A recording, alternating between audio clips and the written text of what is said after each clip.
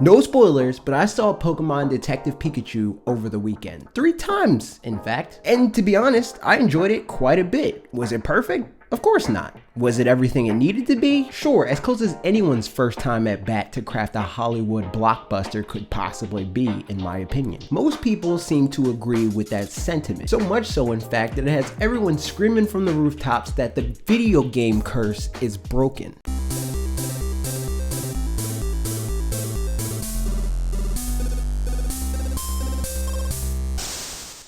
Up until this point, video game movies were mostly soulless and uninspired, only vaguely being connected to their source material. And the reason for this is a lot less because of Hollywood than gamers seem to realize or want to admit. These movies don't just happen to the dismay of their original property's creators. All of these things need to be negotiated, signed off on, and in many cases sold. The problem is the IP holder's intent is typically only as simple as getting their IP out to the masses outside of their current confines of being only associated with one medium, which in and of itself isn't the worst thing in the world. We should all want the thing we love so much to be loved by others. That's how you get more of the thing you love, ideally at a higher level than you were getting it before. But the thing here is that doesn't just happen. It takes skilled filmmakers that are fans of the franchise and dedicated people from the IP holders camp to ensure that the core of the game they're working with is transitioned into being not only true to the source material, but an enjoyable movie. Unfortunately, video game companies haven't historically taken much of a role in making that happen, and as a result have given studio execs in Hollywood free rein to adapt their video game property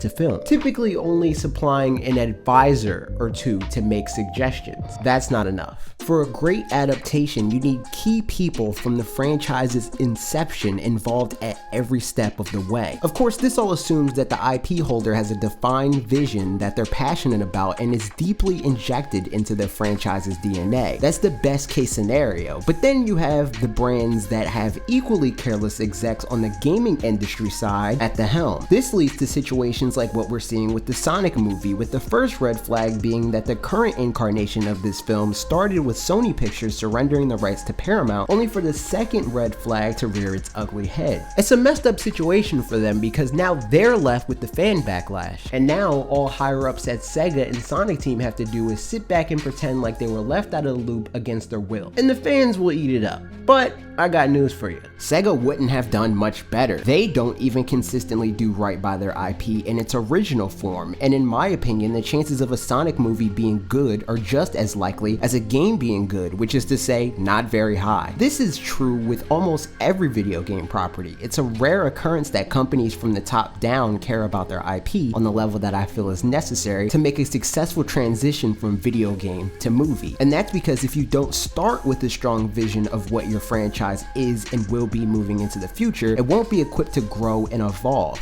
You can't have a sprint mentality and expect to win a marathon. That said, no, this is not the end of bad video game movies. In fact, we have more in our immediate future, but it can be the start to a pocket of the film industry having quality video game movies in the Pokemon universe. To do that, we have to examine what Pokemon Detective Pikachu brings to the table. Pokemon has a few distinct advantages over the video games turned movies of the past, with the first and most important thing being how vast and well-defined the universe is already. This means that there was no need to create new problems and solutions that haven't been addressed before in the Pokemon world to create an interesting narrative for film, because they've established that this universe is and has always been about more than what you do as a player character in the mainline games. Knowing this, no one is blindsided when they see something that strays away from that original pitch of a boy and his Pokemon travels around his region to beat the gym leaders, collect the badges, conquer the Elite Four, become the champion, catch every Pokemon. So much so that the spin that they went for with this movie in particular has already been done in a Pokemon Company sanctioned video game that matches a lot of the plot of the movie, almost beat for beat, something that would normally be a major misstep since at that point they'd be risking falling short of pre-established expectations from fans that have the way the plot should play out in their head to a very strict degree. But in this case, it's something that not a lot of people experience, so it gives the filmmakers wiggle room to make concessions where necessary, and it's effectively an original plot in the minds of even diehard fans, all the while having than the benefit of more directly coming from the minds of the game creators. And to add to that foundation, Pokemon Company was involved every step of the way. No decisions for Pokemon Detective Pikachu were getting made without their say-so. And there's several stories being told by the people that were involved with the creation of Pokemon Detective Pikachu to back this all up. In an interview with Time magazine, the visual effects supervisor and art director for Detective Pikachu detailed the push and pull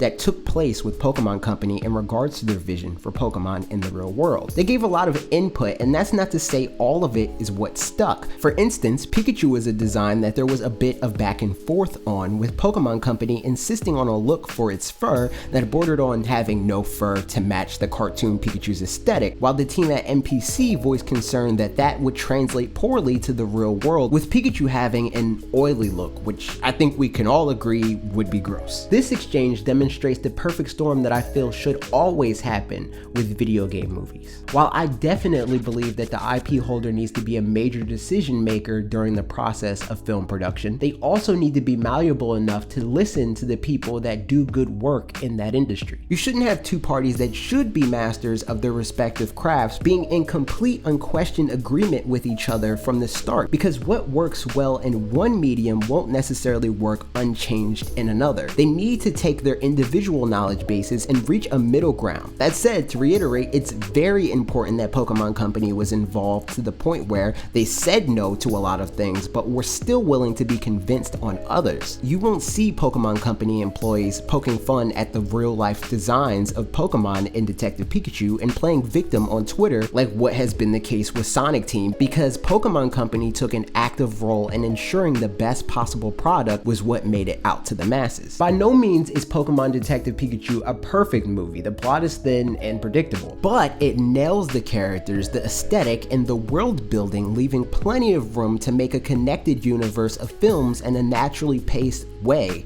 rather than the ham-fisted, rushed-out universes that have been attempted by so many studios chasing Marvel's golden goose. That said, that won't be easy. Pokemon Company's next steps forward should be heavily informed by Marvel's footsteps. The blueprint is pretty well defined, and the fact that Detective Pikachu is already performing in line with a lot of the MCU movies at the box office so far should be inspiration for Pokemon Company to take the necessary steps to reach the heights that Marvel has managed to reach after a decade's worth of lessons. As I already alluded to, in my opinion, the best path forward would be to follow the path of the MCU, which would be an achievement that many seem to believe is near impossible. I disagree. That's because Marvel's journey to this point was full of trial and error and a fair amount of subpar movies until it finally clicked that they could adapt not only the characters and stories, but also the interconnected nature of comics to film and create this sprawling universe with all of their properties. Nintendo has expressed the desire to do more with their properties, having made it clear in a lot of stakeholder meetings that they intend to operate as an entertainment company,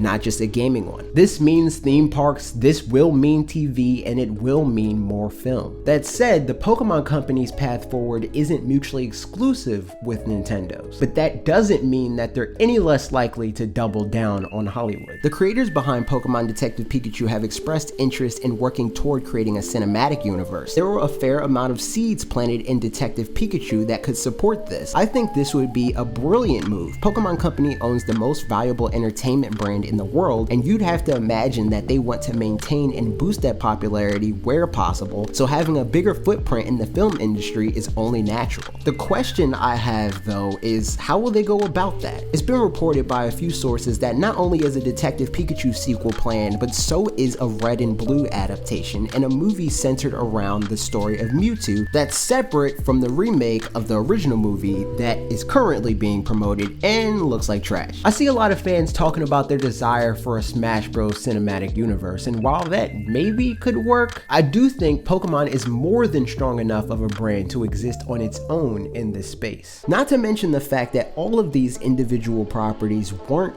created with each other in mind. Their connections in Smash Bros are vapid and don't mean much, and would be yet another hurdle that both parties would have to work around to solve, which in this scenario would require the involvement of multiple separate entities to get right. Whereas if the only development that needs to be done is something that can be done with two parties, it's a lot more likely to get done right. Like I said, they don't even need to fabricate much to get a Pokemon universe done right. They've They've laid the foundation with Pokemon Detective Pikachu, now it's just a matter of continuing to build on it. In an attempt to avoid spoilers, I won't go into what specific threads in the movie I think they can pull on to craft future installments, but I'll go into full detail on some of that on this week's episode of our podcast, which will be linked on the screen and in the description. Did you see Detective Pikachu? What did you think? Would you like to see more of this universe in Hollywood movies? Let me know that and more in the comments down below. If you didn't get your fill of fanatixfour content for the day, I was in Bob from the Wolf Den's video today. You can check that out if you haven't already. Most importantly, you can click the subscribe button here and ring the bell for more videos like this every Tuesday, Wednesday, and Thursday at 4 p.m. Eastern Time. New podcast every Saturday. Last week, it didn't happen. Long story. But this week, it's back on. Okay, that's it for me. See you next week.